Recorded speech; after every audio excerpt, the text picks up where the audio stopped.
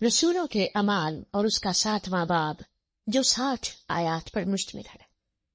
फिर सरदार काहिन ने कहा, क्या ये बातें इसी पर हैं? उसने कहा, ऐ भाई और बुजुर्गों सुनो, खुदा अज़ुल जलाल हमारे बाप इब्राहिम पर उस वक्त जाहिर हुआ जब वो हारान में बसने से पेशतर मेसोपोटामिया में था, और उससे कहा कि अपने मुल्क और अपने कुंबे से निकलकर उस मुल्क में चला जा जिसे मैं तुझे दिखाऊंगा।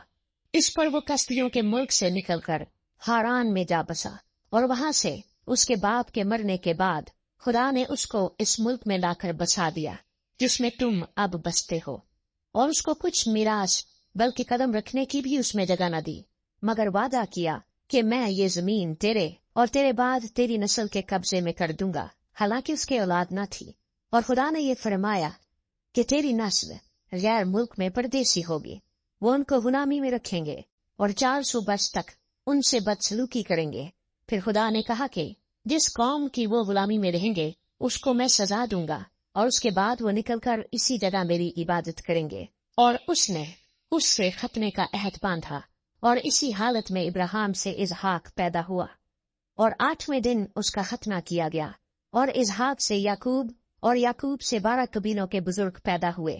और बुजुर्गों ने हसद में आकर यूसुफ को बेचा कि मिस्र में पहुंच जाए, मगर खुदा उसके साथ था, और उसकी सब मुसीबतों से उसने उसको छुड़ाया, और मिस्र के बादशाह फिरौन के नजदीक उसको मकबूलियत और हिकमत बख्शी, और उसने उसे मिस्र और अपने सारे घर का सरदार कर दिया।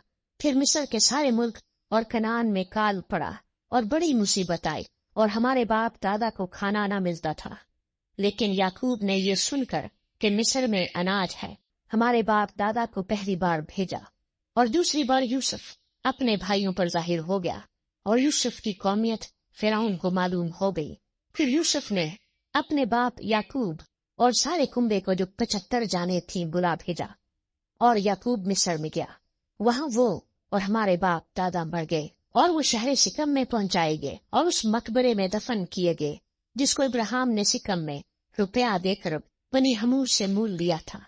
लेकिन जब उस वादे की मियाद पूरी होने को थी जो खुदा ने इब्राहिम से फरमाया था, तो मिस्र में वो उम्मत बढ़ गई, और उनका शुमार ज्यादा होता गया, उस वक्त तक कि दूसरा बादशाह मिस्र पर हुक्मरान हुआ जो यूसुफ को ना जानता था। उसने हमारी कौम से चालाकी करके हमारे बाप दादा के साथ यहाँ तक बदसलूकी की कि उन्हें अपने बच्चे फेंकने पड़े ताकि जिंदा रहें। इस मौके पर मूसा पैदा हुआ जो निहायत खूबसूरत था। वह 3 महीने तक अपने बाप के घर में पाला गया, मगर जब फेंक दिया गया तो फिरौन की बेटी ने उसे उठा लिया और अपना बेटा करके पाला। और मूसा ने मिस्रियों के तमाम अलूम की तालीम पाई, और वो कलाम और काम में कुव्वत वाला था। और जब वो करीबन 40 वर्ष का हुआ तो उसके जी में आया कि मैं अपने भाइयों बनी इसराइल का हाल देखूं। चुनाचे उनमें से एक को जुल्म उठाते देखकर उसकी हमायत की, और मिस्री को मारकर मजलूम का बदला लिया। उसने तो ख्याल किया कि मेरे भाई समझ लेंगे कि खुदा मेरे हाथों उन्हें छुटकारा देगा, मगर वो न समझे। फिर दूसरे दिन वो उनमें से 2 लड़ते हुओं के पास आ निकला, और ये कहकर उन्हें सुलह करने की तरगीब दी, क्या जवानों, तुम तो भाई भाई हो, क्यों एक दूसरे पर जुल्म करते हो? लेकिन जो अपने पड़ोसी पर जुल्म कर रहा था उसने ये कहकर उसे हटा दिया कि तुझे किसने हम पर हाकिम और काजी मुकर्रर किया? क्या तू मुझे भी कत्ल करना चाहता है जिस तरह कल उस मिस्री को कत्ल किया था? मूसा ये बात सुनकर भाग गया और मिद्यान के मुल्क में परदेसी रहा किया, और वहां उसके 2 बेटे पैदा हुए।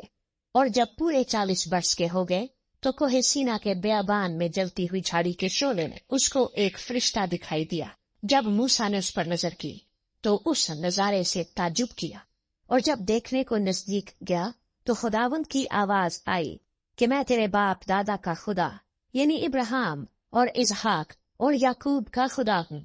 तब तो मूसा कांप गया और उसको देखने की जुर्रत न रही। खुदावंद ने उससे कहा कि अपने पांव से जूती उतार ले, क्योंकि जिस जगह तू खड़ा है वो पाक जमीन है। मैंने वाकई अपनी उस उम्मत की मुसीबत देखी जो मिस्र में है, और उनका आहोनाना सुना, बस उन्हें छुड़ाने उतरा हूँ। अब आ, मैं तुझे मिस्र में भेजूंगा। जिस मूसा का उन्होंने ये कहकर इनकार किया था कि तुझे किसने हाकिम और काजी मुकर्रर किया, उसी को खुदा ने हाकिम और छुड़ाने वाला ठहराकर उस फरिश्ते के जरिए से भेजा जो उसे झाड़ी में नजर आया था। यही शख्स उन्हें निकाल लाया और मिस्र और बहरे कुलजम और बेआबान में 40 वर्ष तक अजीब काम और निशान दिखाए। ये वही मूसा है जिसने बनी इसराइल से कहा कि खुदा तुम्हारे भाइयों में से तुम्हारे लिए मुझसा एक नबी पैदा करेगा। ये वही है जो बेआबान की कलीसिया में उस फरिश्ते के साथ जो कोहे सीना पर उससे हम कलाम हुआ और हमारे बाप दादा के साथ था, उसी को जिंदा कलाम बिना कि हम तक पहुंचा दे। मगर हमारे बाप दादा ने उसके फरमाबरदार होना ना चाहा, बल्कि उसको हटा दिया और उनके दिल मिस्र की तरफ माइल हुए और उन्होंने हारून से कहा कि हमारे लिए ऐसे माबूद बना जो हमारे आगे आगे चले, क्योंकि ये मूसा जो हमें मुल्क मिस्र से निकाल लाया, हम नहीं जानते कि वो क्या हुआ। और उन दिनों में उन्होंने एक बछड़ा बनाया और उस बुत को कुर्बानी चढ़ाई और अपने हाथों के कामों की खुशी मनाई। बस खुदा ने मुंह मोड़ कर उन्हें जवाब दिया कि आसमानी फौज को पूजे। चुनाचे नबियों की किताब में लिखा है कि ऐ इसराइल के घराने, क्या तुमने बेआबान में 40 वर्ष मुझको ज़बीहे और कुर्बानियां गुजरानी, बल्कि तुम मौलक के खेमे और रिफान देवता के तारे को दिए फिरते थे, यानी उन मूर्तों को जिन्हें तुमने सिजदा करने के लिए बनाया था। बस मैं तुम्हें बाबल के परे ले जाकर बसाऊंगा। शहादत का खेमा बेआबान में हमारे बाप दादा के पास था, जैसा कि मूसा से कलाम करने वाले ने हुक्म दिया था कि जो नमूना तूने देखा है उसी के मुवाफिक इसे बना। उसी खेमे को हमारे बाप दादा अगले बुजुर्गों से हासिल करके यशुआ के साथ लाए, जिस वक्त उन कौमों की मिल्कियत पर कब्जा किया जिनको खुदा ने हमारे बाप दादा के सामने निकाल दिया, और वो दाऊद के जमाने तक रहा। उस पर खुदा की तरफ से फजल हुआ और उसने दरखास्त की कि मैं याकूब के खुदा के वास्ते मस्कन तैयार करूं। मगर सुलेमान ने उसके लिए घर बनाए, लेकिन बारी तारा हाथ के बनाए हुए घरों में नहीं रहता। चुनाचे नबी कहता है कि खुदा फरमाता है, आसमान मेरा तख्त और जमीन मेरे पांव तले की चौकी है। तुम मेरे लिए कैसा घर बनाओगे, या मेरी आरामगाह कौन सी है? क्या ये सब चीजें मेरे हाथ से नहीं बनी? ऐ गर्दन कशो और दिल और कान के नामख्तूनो, तुम हर वक्त रूह कुद्स की मुखालिफत करते हो। जैसे तुम्हारे बाप दादा करते थे वैसे ही तुम भी करते हो। नबियों में से किसको तुम्हारे बाप दादा ने नहीं सताया? उन्होंने तो उस रास्तबाज के आने की पेशखबरी देने वालों को कत्ल किया, और अब तुम उसके पकड़वाने वाले और कातिल हुए। तुमने फरिश्तों की मार्फत से शरीयत तो पाई पर अमल न किया। जब उन्होंने ये बातें सुनी तो जी में जल गए और उस पर दांत पीसने लगे। मगर उसने रूहुल कुद्स से मामूर होकर आसमान की तरफ गौर से नजर की और खुदा का जलाल और यीशु को खुदा की दाहिनी तरफ खड़ा देख कर कहा कि देखो, मैं आसमान को खुदा और इब्ने आदम को खुदा की दाहिनी तरफ खड़ा देखता हूँ। मगर उन्होंने बड़े जोर से चिल्लाकर अपने कान बंद कर लिए और एक दिल होकर उस पर झपटे और शहर से बाहर निकालकर उसको संसार करने लगे।